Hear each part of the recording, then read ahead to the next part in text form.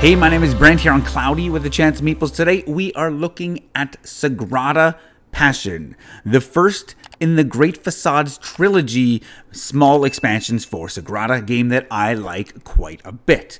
So let me show you what's in this box. I'm not going to show you how to play the game. If you want to know more about the base game Sagrada, which if you don't know the game, I highly suggest checking it out. I'll post a link of my original review of the base game in the description of this video, but I'm just going to show you what's inside the Passion expansion, and then I'll come back with my final forecast. Cue thunder.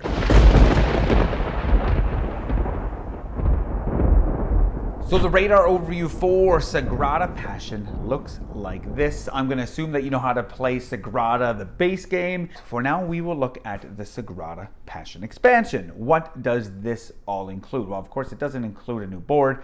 It includes this stuff. A couple of different modules that I'm going to show you, and then I'll give you my final forecast. But first, let's dive into the overview.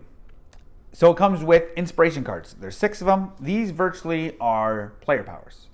So some of them will work, once every round. Some of them will only be once per game. But you shuffle these up, give one to every player, and then they reveal it so everybody knows what their player power is. So courage, for example, once per round after drafting, you may spend 1 favor token to break a color or number restriction when placing a die.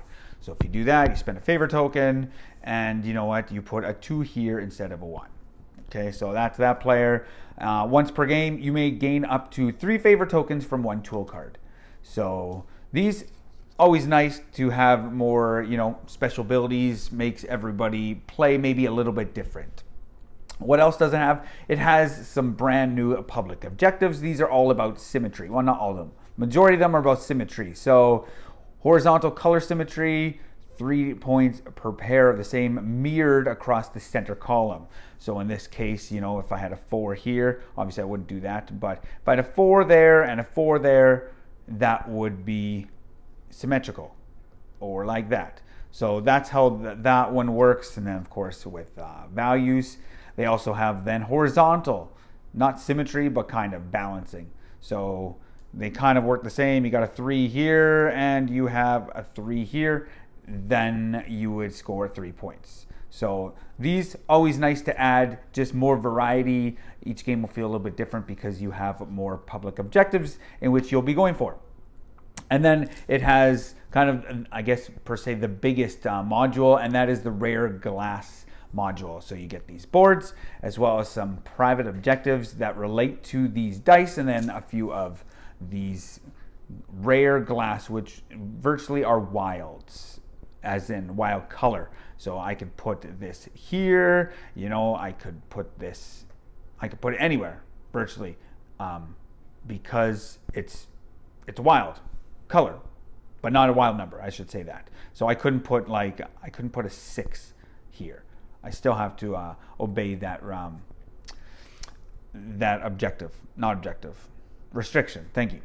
But each game, you'll take one of these and then you'll put it beside the tool card. You'll only use 2 tool cards instead of 3. You'll roll a die and you'll put it in there. And then it's whenever you're drafting, instead of taking dice from the draft pool, you could spend favor tokens, in this case 2, to take this, and it would be a 6, and then you could put it in your window. So this one, nice and simple, spend 2, put it in your window. Whereas this one, before placing this die in your window, roll a random die from the bag, and if its value matches this, then you can set that die to any value and return the other one to the bag. So this is a little bit of, push your luck, but maybe you really want a 6 of a wild so that you can, help you out on your player board.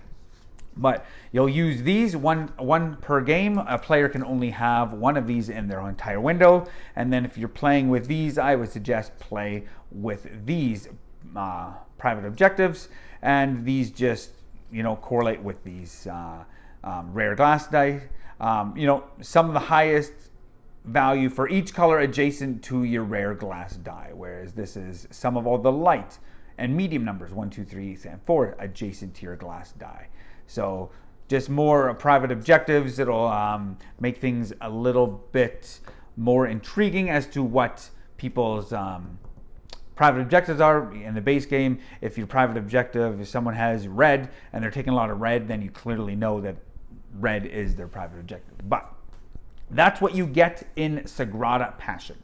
Let's move on over now and check out the final forecast.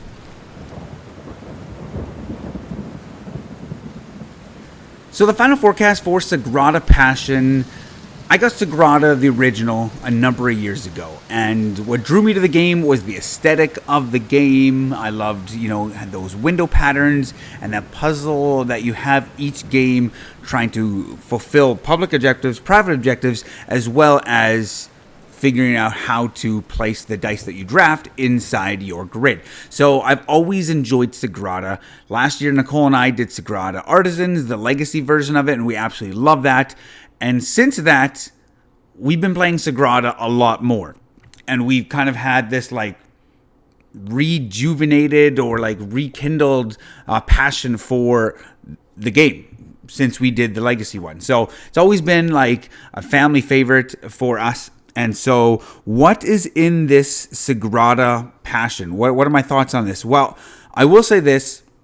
There's kind of 3 different modules or 3 different aspects to it. You have these inspiration cards, and I like that. I always like having asymmetrical player powers in games. It's a big thing these days, that each player kind of has a special ability that they can use. And so these are just them. There's 6 of them. Each game, you're going to get one of the 6. They're not really game changers, but they're kind of just extra tools. So if you're a fan of Sagrada and you like kind of extra tools, that's what this is. So I think this is a pretty decent module. I like that.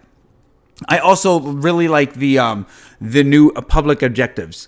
Not that I've overplayed the base game objectives, but it's always nice to have fresh new ways to score that will kind of make you play each game a little bit differently. And these ones have that symmetry, so you're kind of making mirrored images in your window, whether on the top and the bottom or on left and right of center. So I like these. Again, it's not necessarily a game changer, but it's just another thing to just mix in with all the other ones from the base game and just more replayability per se. And then kind of I don't know if I would say the biggest, but yeah, kind of the biggest module is this rare glass. And so you get these dice.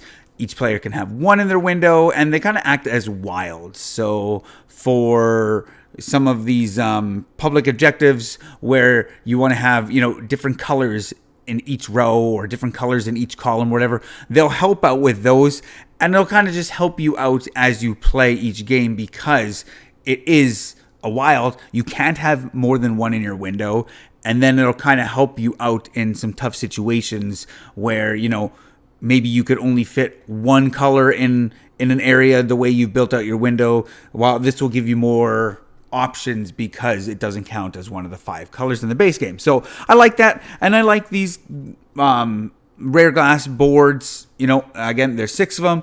Each game is going to feel a little bit different. I would say out of these 3 modules, this would probably be my not least favorite, but the one thing that I would play with the least amount of times, because I can just mix in these inspiration cards, player powers every game, as well as these private or public objectives every game. Just mix it in with all the other ones. You can teach that to new players, and there's no more thinking, because they would never know it would be outside of the base game. So I like that. These dice just add a little bit more things to think about, and of course then it has different objectives as well, whether they are private or public. Actually, I think they're all private. Sorry, they're all private objectives. So again, if you played Sagrada a lot and you kind of know all the basic the base game and the 5 and 6 player expansion private objectives, then you can play with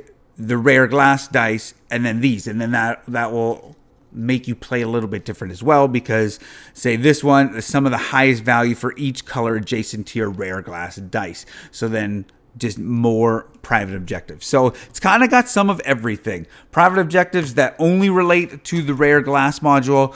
Like I said, player powers, I like those. and then more public objectives. And I like that. Just adds more replayability to base game Sagrada. So overall, I enjoyed this one quite a bit. I'm going to give it a 75% chance of Meeples. I wouldn't necessarily say this is like a must-have expansion, but if you played Sagrada quite a bit and you're just wanting some new added flavor and some new challenges, then I suggest checking out Passion. So there you have it, 75% chance of Meeples for Sagrada Passion. My name is Brent. Check us out on Facebook, Cloudy the Chance Meeples. Till next time, grab your umbrella. The forecast is cloudy with a chance of Meeples.